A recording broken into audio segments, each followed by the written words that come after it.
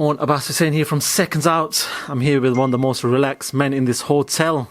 The main attraction, the main man, Liam Williams. Liam, how you doing, mate? Yeah, I'm good, mate. Just kicking it back, just chilling.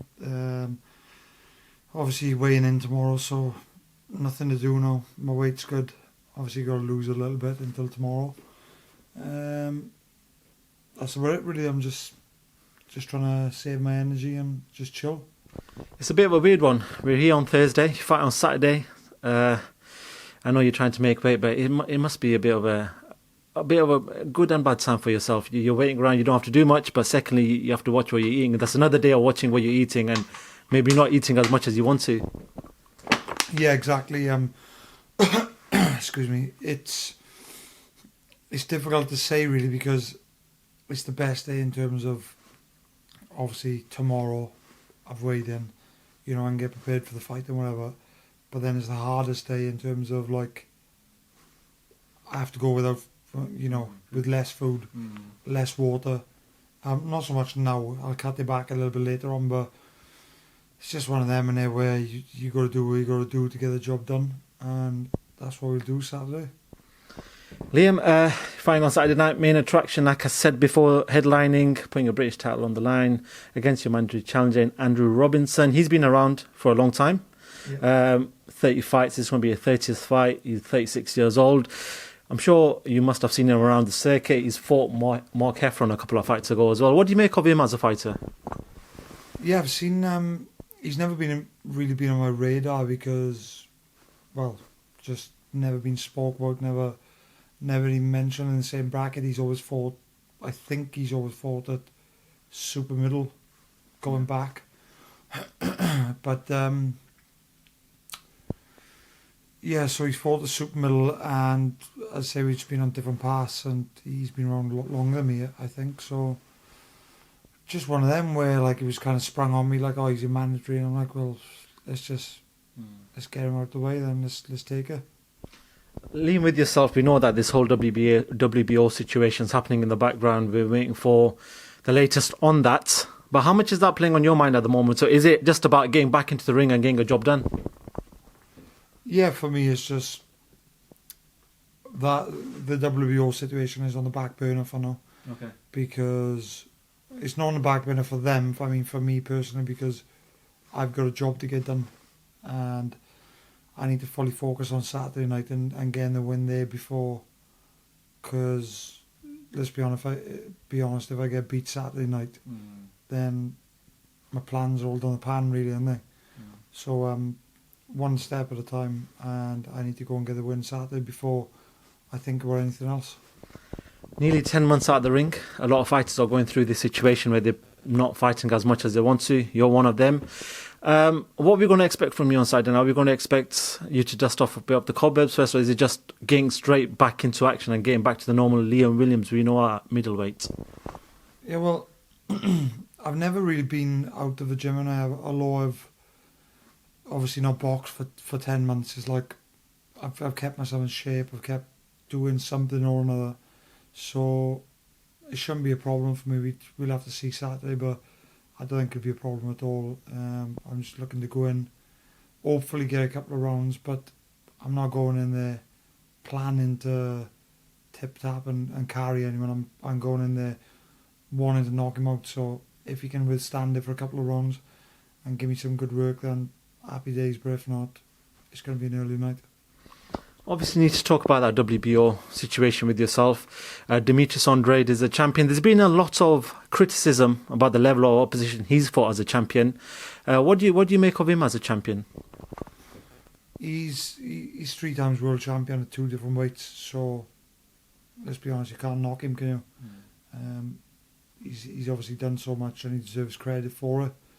So I'm never really going to slag off what he's achieved, but I just think I probably will be his toughest fight. I know he's fought a couple of, like, half decent names, but I don't think they'll give him, anywhere near the kind of fight which I'll give him. And I honestly think I'll beat him. So, we can all say we want to do what we're going to do, what we want to do, but it's about putting words into actions, and I need to go and prove that when I fight him. Do you think he wants the fight though? Because I've heard you say in the past that maybe he doesn't want that fight with yourself. Maybe he knows you're on the radar. Maybe he's seen you fight.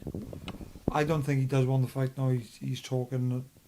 He keeps saying a lot of other names. My name is never even, it doesn't have a mention. So I personally don't think he wants to fight. I just think he's looking to cash himself in, and I can see him end up fighting maybe Billy Joe, Callum Smith even. Okay. John Ryder's another one which is there, because they're all within the match room and the zone and whatever that kind of circle is. I don't know, but they're all kind of under Eddie, so I just think one of them fights is more likely to happen than me, because I'm too much risk with not enough reward for Andrade, the way he's looking at it, and he wants to go and get money, the bigger money, because if he gets beat, then it's kind of more acceptable, if that makes sense. Just actually going off that then, you name all these fighters at the weights and you pick out Billy Joe and you pick out these names. But really and truly, your name should or be there or thereabouts when people mention the names. How much more do you need to do before people start mentioning you as one of these names? I know there's obviously the world title fight coming up, but say that doesn't happen, you're going to fight for a vacant title against whoever it might be. How much more do you need to do to sort of make yourself one of these big names in the division? I don't know, to be honest with you. All I can do is just keep knocking them out. Keep, whoever they put in front of me, just go straight past them, knock them out, and on to the next. And I believe my chance will come. It's only so long I can be denied for. I was watching Frank Warren in an interview, I think it was with BT the other day, and he spoke about how you've become this monster, this animal at 160. At 154, you were a great fighter, he was saying, but there was still maybe the weight cutting got to you, but at 160 you look like an absolute animal. A lot of people I talk to in the industry say that you're probably one of the most underrated names in the industry. How are you feeling at this weight at the moment? Yeah, I feel amazing.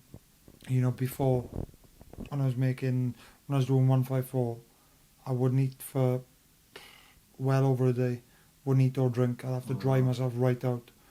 And if I was making 154, you wouldn't be talking to me right now, because I wouldn't be able to give anyone the time of day. I can't look at my phone. I can't speak to anyone. But obviously now I'm a lot more laid back. And they say a happy fight is a dangerous one, isn't it? So I'm happy at the moment. I'm enjoying doing what I'm doing. I'm in a great gym full of great fighters, and everybody's bouncing off each other. I'm in a very good place, and I believe I'll be world champion soon. We know you're hungry because your social media games picked up this year. You seem to be calling out the champions, recently calling out the Cholos. We know that you sort of have this feud, or you don't like Chris Eubank Jr. from what we can see. Just talk to me about that first of all. Chris Eubank Jr., what sort of irks you? What makes you mad about him? I just think he's full of himself. He just thinks a great deal of himself, and just not very respectful towards people. Don't get me wrong, I can be disrespectful to people when I try and be disrespectful, but he's just one of them who, just everyday life, he's very arrogant, and I just don't believe he's a very nice guy. And it's just one of them where it's nothing really, although I say he's not a very nice guy, it's nothing really personal, but I would just like to fill him in for that reason. So there's nothing too complicated about it. It's just I want to fight him. I'd like to fight, and I'd like to knock him down a peg or two. There's three of the names that you mentioned in a couple of interviews. First of all, being the main man, Canelo Alvarez. I know that's a fight that you want. That's always a name that you've mentioned in the last couple of interviews that you've done. What sort of things? What do you think about pushing yourself towards that Canelo fight? It's just one of them, and he's at the moment he's the face of boxing, so everybody's kind of chasing that fight with him, and they want to test themselves and earn big money and big shows, and it's just why you enter boxing to to become, isn't it? Like you want to be the number one and you want to face the best. So it's simply for that reason, and I'd love to go and test myself against them. I believe I'm always in with a puncher's chance. You know, I've got skill, I've got ability, and it's just one of them where you always aim for the top. Another fighter that springs to mind, another fighter you mentioned is Gennady Golovkin. He's not been fighting for a while. He's not fought this year, I don't think. But what makes you think that Liam Williams at 160 beats Gennady Golovkin, who's been known for his monster power as well? Yeah, Gennady Golovkin, you know, he's an animal, to be fair. And over the past couple of years, maybe even 3, 4, 5 years even, I've actually been a fan of him. I've watched him a lot, and won't miss one of his fights. I'm always very interested to watch. But like, I just think it's a good stage of his career now. I fully believe, I'm not saying I only won the fight for that, because he's a big name, but I believe his best days are probably slightly just behind him. And you know, I believe I'm coming into my prime now. I still don't believe I'm fully there yet, but I just think now is my time to shine, and any one of these big names, the biggest proverbially, give them to me, and I'll take the fight straight away.